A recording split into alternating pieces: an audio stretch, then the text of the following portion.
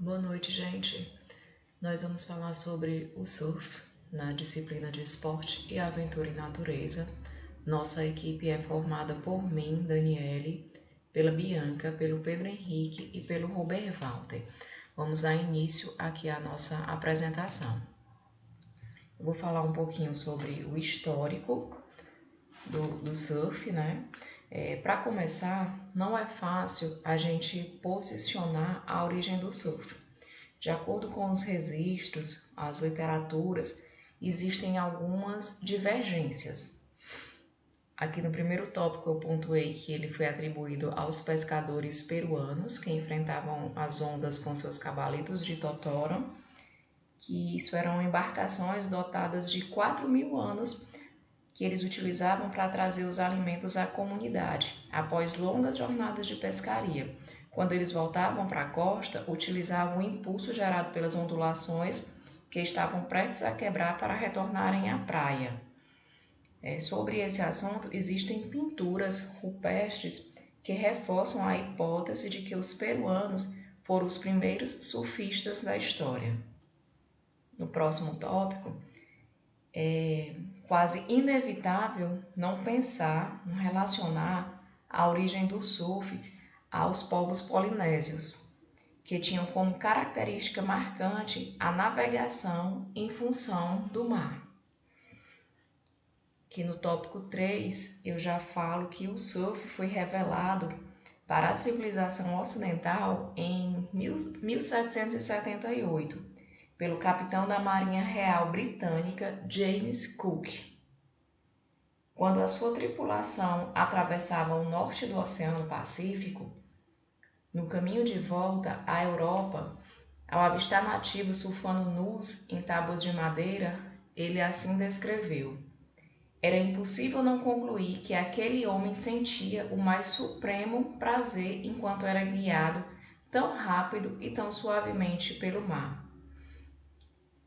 Isso são palavras de Campion, né, na literatura de 2003. Ele também afirma, ainda que os missionários ingleses consideravam o surf imoral, né, que era uma prática imprópria, e dessa forma eles baniram a cultura havaiana por mais de um século. No próximo slide, aqui eu apresento para vocês Duke, que era considerado o pai do surf, né? O Duke, em 1912, foi quem levou o nome do surf por todo o mundo. Ele representou os Estados Unidos e ganhou várias medalhas nos Jogos Olímpicos de Estocolmo no ano de 1912. A partir daí, o Havaí e o surf se tornaram mundialmente conhecidos, né? Foi o pontapé dessa expansão de conhecimento do surf no mundo. Duke tinha um companheiro, que era um cara californiano, o nome dele era Tom Black, que também foi um dos pioneiros do surf. O Black, ele organizou o primeiro campeonato de surf no Pacífico, que ele próprio venceu. Uma outra curiosidade dele é que ele mesmo produzia suas pranchas, que eram inspiradas nos antigos modelos havaianos, e aplicando as técnicas próprias dele, ele chegou a um modelo bem mais leve, moderno e manobrável do que tudo que havia sido confeccionado até então. Aí o próximo assunto que eu trago são os principais locais de surf, né? O comércio aqui em Fortaleza, eu pontuei apenas algumas praias para a gente não se estender demais. Eu trouxe o Titanzinho, que o Titanzinho ele é conhecido como o berço de alguns dos mais importantes surfistas do Ceará, né? Por lá existem boas ondas e a galera busca muito ir surfar por lá. Uns surfistas importantes que eu posso trazer para vocês é Tita Tavares, Deda, e uma recente agora, que é Letícia Cavalcante. O próximo ponto é a Praia do Futuro, né, que também é uma das praias bastante populares de Fortaleza, tem boas ondas, e lá também acontece campeonatos. Todo ano, por lá na Praia do Futuro, existem os campeonatos de surf. Próxima praia, leste-oeste, né, que também é frequentado pelos surfistas. Lá rolam ondas boas e também é bem movimentado. Os próximos locais que eu trago, a gente já está expandindo. A gente está indo aqui a nível do Ceará. Eu trago o Beach Park, Paracuru, Lagoinha, Pico das Almas, né? O Beach Park é bem próximo, localizado em Aquiraz, então tem um acesso super fácil. E lá é conhecido por ondas fortes também e é bastante frequentado também por surfistas. Paracuru, né? Lá também tem ventos fortes e isso deixa o mar do jeito que a galera surfista gosta, né? E em Paracuru também existem etapas de campeonatos mundiais. A Lagoinha, Pico das Almas, fica localizada entre as praias de Cumbuco e Cauípe. É um cenário paradisíaco com altas ondas. E agora a gente sobe para nível do Nordeste. Eu trago Itacaré. Itacaré é localizada na Costa do Cacau, ao sul de Salvador. Ela é acessível apenas por barco. Ela é perfeita para pegar as melhores ondas. As praias são Praia da Tiririca e Boca da Barra. Em Maceió, Alagoas, eu apresento para vocês Praia do Francês, que lá são conhecidos por ter ondas de até 3 metros de altura.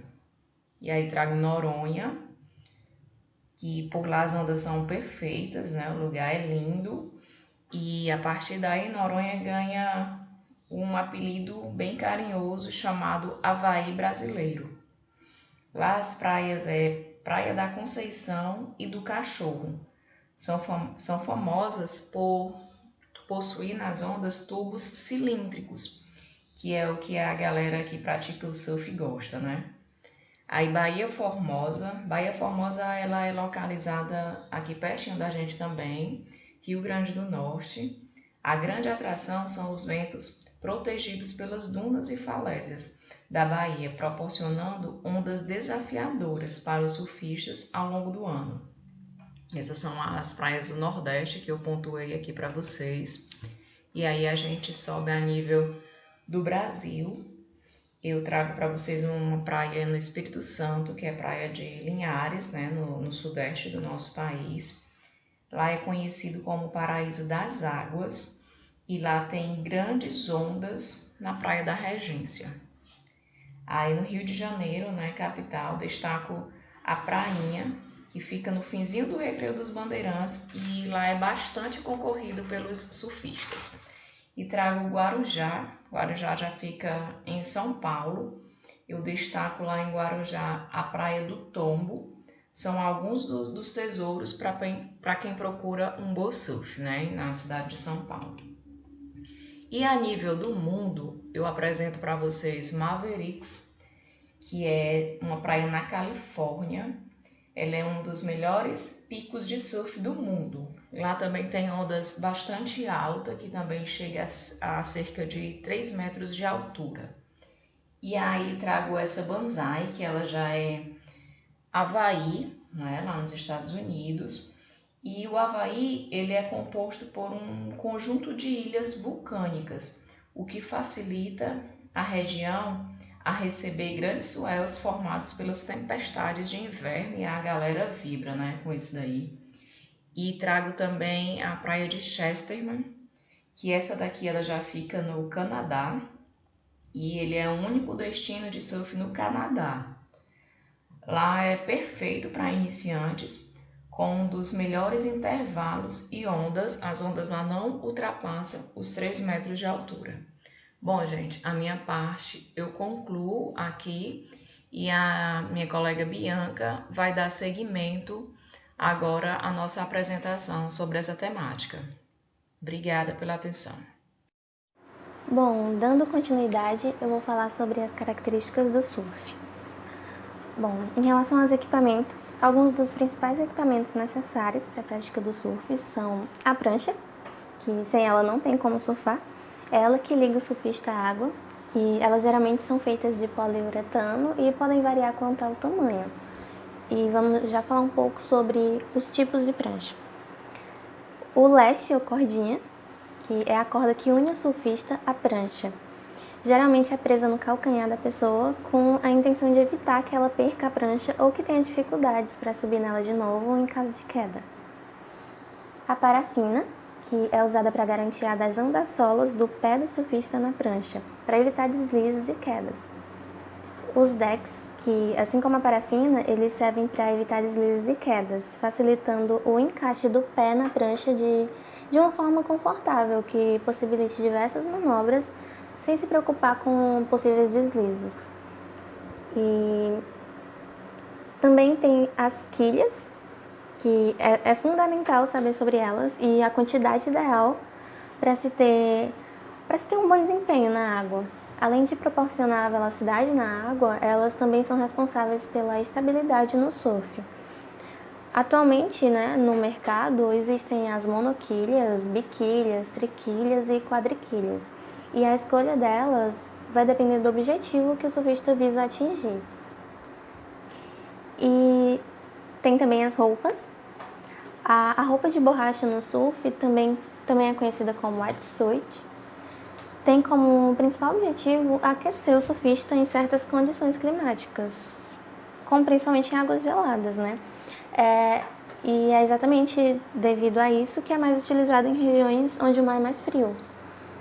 E existem diferentes tipos de roupas e elas podem também interferir nos movimentos do surfista. E para as regiões mais quentes também existem roupas, roupas de proteção, só que em diferentes tecidos, que é para evitar o aquecimento do surfista. Elas servem principalmente para proteger do sol e evitar queimaduras, Bom, os tipos de prancha. Os principais tipos de prancha são o longboard, que esse modelo de prancha, como o próprio nome já diz, ele é maior, o que oferece uma grande estabilidade e uma flutuação para o surfista. Mas devido ao seu tamanho e estabilidade, ele é indicado para todos os tipos de surfistas, até mesmo para os iniciantes. O fanboard é uma prancha intermediária. Esse modelo é ideal para o surfista que já tem as bases do esporte, porque ela dá mais margem para a manobra e ela se adapta a mais situações do que o longboard, sem perder a flutuabilidade e a estabilidade. E tem o shortboard, que também é chamado de pranchinha, e é uma prancha para surfistas mais avançados. Ela tem uma maior margem de manobra, mas também é instável e tem um menor índice de flutuação. Por isso ela é ideal para quem já tem as manhas do surf, Mas é basicamente péssimo para iniciantes. Bom, as técnicas corporais. A respeito da idade e gênero, O indicado, o mais ideal, é a partir dos 8 anos de idade, mas não é uma regra. Mas essa idade ela é indicada exatamente por a criança já ter um desenvolvimento mais considerável nas habilidades motora e equilíbrio. Além de que é importante que antes de começar a surfar, a criança tenha um contato e uma familiaridade com o ambiente aquático. E quanto a gênero e classe social, o surf é permitido e até mesmo acessível, de certa forma, a todos, apesar de historicamente existirem certos padrões que vamos já pautar. Quanto à transmissão, as principais formas de aprender a surfar são através de escolas de surf, projetos sociais e aulas particulares. E para os mais ousados, existem também até mesmo vídeos no YouTube ensinando essa modalidade. Vídeos que vão desde qual prancha escolher até como desempenhar determinadas manobras. Bom, mulheres no surf. No surf, é notável a presença de certos padrões machistas, onde as mulheres surfistas elas são vistas mais como objetos de desejo e posse do que como atletas ou praticantes da modalidade. Apesar de que isso vem sendo mudado, com o tempo, ainda bem, Mas, além disso, também, a prática desse esporte, antigamente era considerada pelas famílias como inadequada para uma mulher, tanto pelo risco de vida ao qual elas eram expostas, quanto pelo desenvolvimento acentuado da musculatura, devido à intensa prática que o surf pode exigir. Ou seja, mais precisamente, isso tudo está relacionado ao corpo da mulher, às suas formas, aos gestos, à performance no mar, que de acordo com esses padrões machistas, compreende o feminino como fragilidade, emotividade, sensibilidade, medo, enfim. E assim, o surf acaba sendo mais um exemplo notável de modalidade de prática corporal e esportiva que, devido à presença de certos padrões equivocados, contribui para contextos de desigualdade social e de gênero. Além de, infelizmente, contribuir também com a desvalorização da mulher e a supervalorização do homem. Mas que bom que atualmente também é possível notar uma certa força-tarefa para quebrar esses padrões, onde vemos cada vez mais mulheres emergindo nessa modalidade e até mesmo encontrando uma resistência menor para isso. E a torcida, para que logo essa desigualdade seja banida e o esporte seja acessível para todos os gêneros e classes sociais, livre de preconceitos, Algo que vem sendo muito bem pautado nesses últimos tempos, E o objetivo do surf é de se manter em equilíbrio na prancha pelo maior tempo possível, deslizando sobre as ondas e realizando manobras de diferentes tipos. Já os benefícios do surf para a saúde são diversos, porque é uma atividade que melhora o condicionamento físico, o equilíbrio, a agilidade, os reflexos, a coordenação motora, a resistência, ajuda no sistema cardiorrespiratório e cardiovascular e ainda fortalece as articulações de joelhos e tornozelos. Então é uma prática que traz diversos benefícios. Olá, meu nome é Robert Walter. Eu vou falar um pouco sobre as entidades de gestão da modalidade. Aqui no estado do Ceará, a Federação de Surf do estado do Ceará é a maior entidade de organização do esporte aqui. Ela, por sua vez, é filiada à Confederação Brasileira de Surf, que é filiada a entidades internacionais. A Federação de Surf do Estado do Ceará é a entidade, de acordo com o sistema esportivo, responsável por organizar as práticas no estado. A Confederação Brasileira de Surf é responsável por organizar as competições no âmbito nacional e também chancelar a algumas competições estaduais. O principal evento de surf no estado do Ceará é o Circuito Cearense de Surf. Esse evento serviu como grande celeiro tanto para atletas cearenses como para atletas nordestinos. Grandes atletas do surf já passaram pelo Circuito Cearense de Surf. No ano de 2020, o circuito completará 31 anos e sendo um dos mais importantes campeonatos do Brasil de surf.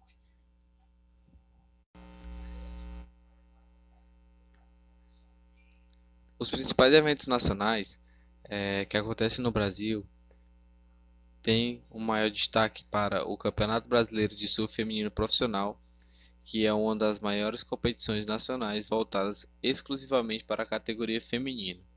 O evento hoje ele é exclusivo para mulheres, como já dito, e já se torna tradição na cidade de Ubatuba. No ano de 2019, esse evento ganhou o apoio da União, através do Ministério da Cidadania e da Secretaria Especial do Esporte, dando uma maior infraestrutura às atletas e à comissão organizadora. O evento hoje ele é organizado pela Abrasp, que é a Associação Brasileira de Surf Profissional. Essa associação também organiza grandes outros eventos de surf pelo Brasil. O Brasil hoje ele tem os melhores surfistas do mundo. É o Adriano de Souza, Mineirinho, e que hoje está em maior destaque no ranking mundial. Também temos o Filipinho, que é o Felipe Toledo, em segundo, junto com o grande campeão Gabriel Medina. Essa geração vitoriosa do Brasil fez com que competições que anteriormente não vinham acontecendo ou que não tinham tanto destaque voltasse a acontecer, né? E para melhorar a qualidade do esporte no país, a volta que foi muito comemorada pelos atletas foi o Super Surf, né, ao Campeonato Brasileiro Profissional. Na imagem nós podemos ver dois atletas brasileiros, né, o Gabriel Medina e o Adriano Mineirinho, que são padrinhos do evento em campanha pela volta do torneio, né? Esse torneio ele é considerado o maior campeonato de abrangência nacional de todo o mundo. O Super Surf reúne várias gerações de atletas durante suas 4 etapas. É importante ressaltar também que o evento é mais um a ser organizado pela Abrasp, Associação Brasileira de Surf Profissional. No âmbito mundial, é indispensável citar essa gigantesca entidade. Com bastante profissionalismo, ela é uma das grandes entidades a serem espelhadas no que se refere à gestão de uma modalidade. A WSL é a Liga Mundial de Surf, ou World Surf League. Ela é a entidade que organiza os maiores eventos de surf no mundo, sendo eles o WQS e o WCT, que eu vou explicar um pouquinho depois. O WCT ele é o World Championship Tour. Ele é o circuito mundial de surf. Ele é a divisão de elite do esporte. Nele estão os melhores surfistas do mundo. O WCT é disputado em 11 etapas ao redor do mundo todo. 3 delas acontecem na Austrália. No Brasil, tem também uma etapa a ser realizada. No final, a decisão é feita no Havaí. O WCT reúne 36 atletas, ou seja, os 36 melhores surfistas do mundo.